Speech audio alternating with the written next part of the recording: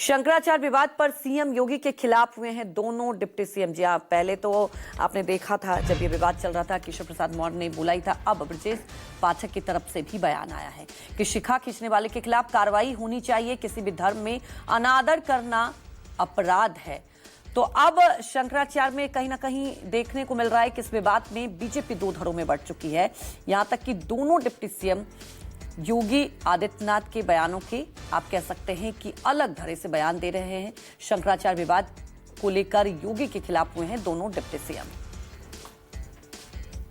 शंकराचार्य पर उत्तर प्रदेश में मचे सियासी घमासान के बीच उत्तर प्रदेश के डिप्टी सीएम ब्रजेश पाठक जी का एक बयान आया है। वो बयान बहुत चर्चा में, सीधे उन्हीं से बात कर लेते हैं।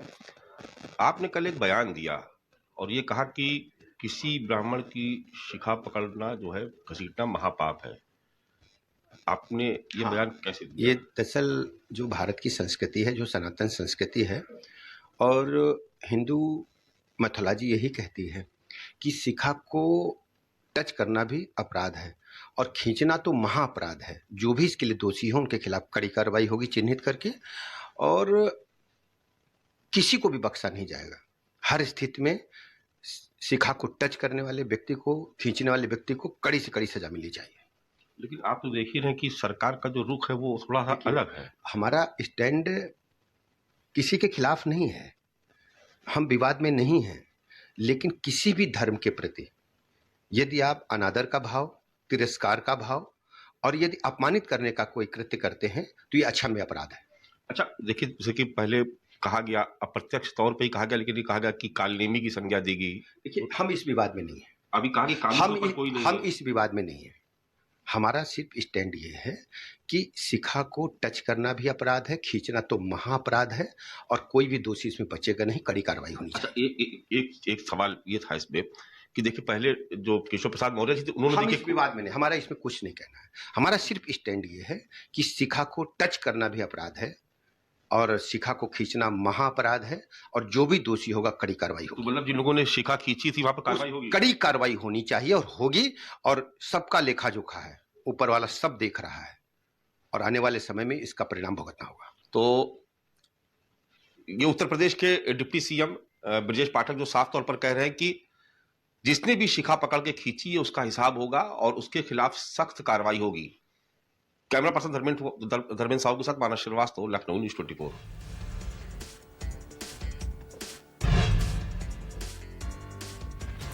डिप्टी सीएम ब्रजेश पाठक के बयान पर शिवपाल यादव का भी रिएक्शन आया। ब्रजेश पाठक को बुरा लगा तो इस्तीफा दे देना चाहिए, उसी मंत्रिमंडल के सदस्य हैं, पाप तो उन्हें भी लगेगा। तो अब इसे लेकर शिवपाल यादव ने निशाना साधा है। आपको बता दें कि क्योंकि ब्रजेश पाठक ने कहा कि एक पाप है अगर आप किसी भी धर्म की इस तरह से अनादर करते हैं, इसे लेकर अब शिवपाल यादव ने निशाना साधा है।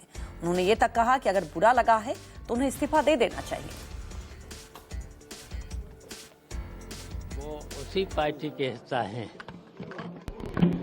और मंत्रिमंडल में भी हैं, तो अगर उनको इतना ही बुरा लगा है तो उनको इस्तीफा दे देना चाहिए। पाप तो उनको भी लगेगा, पाप उनको इसलिए लगेगा कि उसी मंत्रिमंडल के वो भी सदस्य हैं, तो अपमान तो वहीं से हुआ है, तो तुरंत उनको इस्तीफा दे देना चाहिए। तो हमारे सहयोगी मानस श्रीवास्तव हमारे साथ लाइव जुड़ चुके हैं। मानस, देखिए, ये तो तय है कि पहले से ही देखा जा रहा था शंकराचार्य को लेकर दो धुनों में बीजेपी बटी हुई थी, लेकिन अब तो दोनों डिप्टी सीएम एक साथ हो गए। क्या चल रहा है?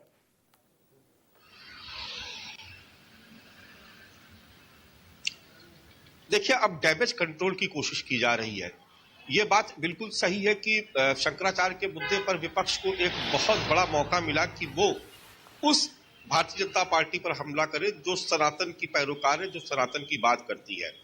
और उसी की सरकार में अगर माघ मेले के दौरान एक शंकराचार्य मेला बीच में छोड़ के बगैर स्नान किए चले जाते हैं और तस्वीरें दिखाई देती है कि पुलिस और प्रशासनिक अधिकारी जो बटुक ब्राह्मण है उनकी शिखा पकड़ के घसीट रहे हैं, तो निश्चित तौर पर समाजवादी पार्टी और कांग्रेस उसने उसे एक मौके की तरह लिया और भारतीय जनता पार्टी और योगी सरकार पर जमकर हमला किया। उस वक्त भी आपने देखा होगा कि डिप्टी सीएम जो केशव प्रसाद मौर्य थे, उन्होंने कहा था कि शंकराचार्य भगवान है, हमारे पूजनीय हैं। लेकिन यह मामला तब और बढ़ गया जब अभी 2 दिन पहले ही बजट सत्र के दौरान मुख्यमंत्री योगी आदित्यनाथ ने जब अपना संबोधन किया तो उन्होंने कहा कि हर कोई शंकराचार्य नहीं होता। उनका सीधा निशाना अभिमुक्तेश्वरानंद सरस्वती जी जो शंकराचार्य उनकी तरफ था।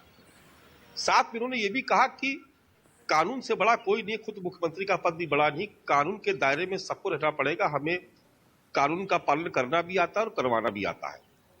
अब इसके बाद आप देखिए कि उत्तर प्रदेश की सियासत में अखिलेश यादव जो लगातार इस मुद्दे पर हमलावर थे, उन्होंने फिर से ये कहा कि ये तो ऐसा बयान हो गया कि जो इतिहास में दर्ज हो गया, क्योंकि जो ये बयान है ये सदन की कार्रवाई में ऑन रिकॉर्ड हो गया और अब ये हमेशा के लिए इतिहास में दर्ज होगा कि इस तरीके का बयान सदन में दिया गया था।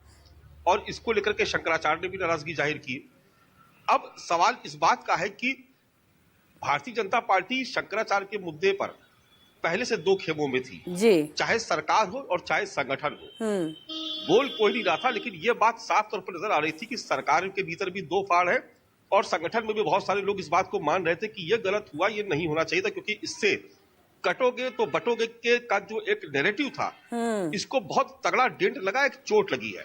और खास तौर से ऐसे वक्त पर जब यूजीसी का मुद्दा पहले से हावी है, ठाकुर बनाम ब्राह्मण को लेकर विवाद बीजेपी में पहले से चल रहा है, ऐसे में शंकराचार्य के विवाद ने एक और इसमें नया बखेड़ा खड़ा कर दिया, जिसका सियासी लाभ सीधे विपक्ष उठाने की कोशिश कर रहा और लगातार हमलावर है।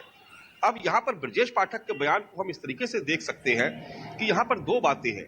पहली बात तो ये कि ये हो सकता है कि दिल्ली हाईकमान की तरफ से इशारा किया गया हो कि डैमेज कंट्रोल किया जाना चाहिए। अगर एक पक्ष, अगर मुख्यमंत्री ऐसा बोल रहे हैं तो नीचे जो दूसरे लोग हैं बिल्कुल मानस, डैमेज कंट्रोल करने की कोशिश तो की गई, लेकिन यहाँ 2 फाड़ अभी भी दिखाई दे रहा है।